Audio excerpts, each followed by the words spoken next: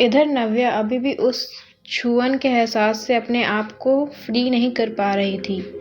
नव्या वहां से दौड़ती हुई रिसेप्शन पर आई और उसने उस रूम नंबर 991 में रुके हुए शख्स की शिकायत करते हुए कहा, मुझे उस शख्स की शिकायत करनी है जो रूम नंबर 991 में रुका हुआ है। रिसेप्शनिस्ट को तो पहले से ही पता था कि रूम नंबर 991 हमेशा मिस्टर साहिल सहाय के लिए ही बुक किया जाता है और उनका किसी के साथ इस तरह का बिहेव करने वाली बात पर कोई भी भरोसा नहीं कर सकता था।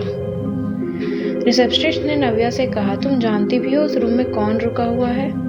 नव्या ने गुस्से होते हुए कहा, I don't know and I don't care. बस मैं इतना जानती हूँ कि उस शख्स ने मुझे ज़बरदस्ती किस किया।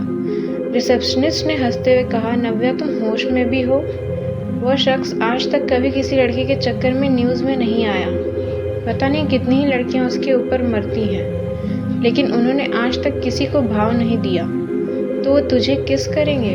ओह गॉड, ये क्या मजाक है? तुझे तो सच में अपना इलाज कराने की ज़रूरत है। रिसेप्शनिस्ट नव्या की मजाक उड़ा रही थी जैसे उसने कोई सपना देख लिया हो। जब ये सारी बातें उसके पीछे खड़े होटल के मैनेजर ने सुन ली, मैनेजर ने नव्या की तरफ आंखें दिखाते हुए कहा, तुम्हें पता भी है कि तुम किस पर इल्ज़ाम लगा रही हो? वो हमारे होटल के प्रेस्टिजियस क्लाइंट्स में से एक हैं और तुमने तो कल से ही ज्वाइन किया था ना, और आते के साथ ही तुम्हारी शिकायतें शुरू हो गई। नव्या ने बोलने की कोशिश की तो उल्टा उसे ही डांट कर चुप करा दिया गया। अब तो नव्या ने सोच लिया था कि वो यहाँ अब और काम नहीं करेगी जहाँ उसकी इज्जत नहीं है। नव्या रोते हुए अपने कपड़े चेंज करके बाहर निकल ही रही थी। उसके दिमाग में यही आ रहा था कि अगर उसने आजकल तक रेंट के पैसे नहीं दिए तो उसके और उसके फैमिली, जिसमें उसकी एक बूढ़ी दादी जी की उम्र 75 साल की हो चुकी है और उसका छोटा भाई जिसकी उम्र अभी सिर्फ 18 साल है, उसकी नौकरी छोड़ने से बेघर हो जाने वाले थे। इसके अलावा उसे अपने भाई की हार्ट सर्जरी भी करवानी थी क्योंकि उसको एक बहुत ही रेयर हार्ट डिजीज़ थी।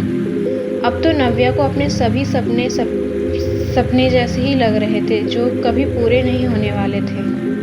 वह कभी इन परेशानियों से नहीं उबरने वाली थी और इन सबसे ज़्यादा डर तो उसे इस बात का था कि वो अपने भाई को खो देगी।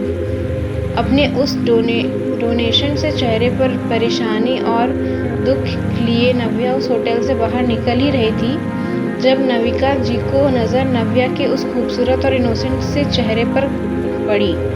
पता नहीं क्यों, लेकिन नविका जी को नव्या को देखते ही ऐसा लगा कि वही है जो उसकी इस मूवी की हीरोइन बन सकती है।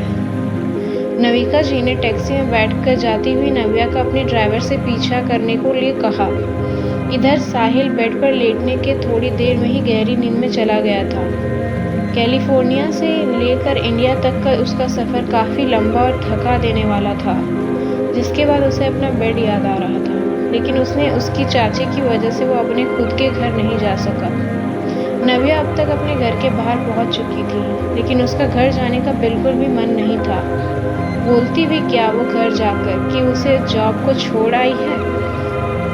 नव्या टैक्सी से नीचे उतरती थी जब नविका की चमचमाती हुई ब्लैक ऑडी कार उसके पास आकर रुकी। नविका ने कार की विंडो के शीशे नीचते हुए देखा। ये लड़की सुनो, नव्या ने रुकते हुए थोड़ा वीडियो की तरफ झुकते हुए कहा, अगर आप रास्ता पूछना चाहती हैं तो प्लीज़ किसी और से पूछ लीजिए, मैं इस समय कुछ बताने की हालत में नहीं हूँ। इतना कहते हुए नव्या ने अपने कदम आगे बढ़ाए थे कि नविका ने एक बार फिर उसे आवाज़ दी, ये लड़की सुनो, मैं कोई रास्ता नहीं पूछ रही बल्कि तुम्हारे लिए एक जॉब ऑफर लाई हूँ। नव्या ने जैसे ही नविका को ये बात सुनाई तो वह हैरान हो गई। जॉब ऑफर, वो भी खुद से चलकर मेरे पीछे? Not possible. नव्या ने एक बार फिर से नविका की कार की विंडो पर झुकते हुए कहा, आंटी आपको सुबह से कोई मिला नहीं क्या बेवकूफ़ बनाने के लिए?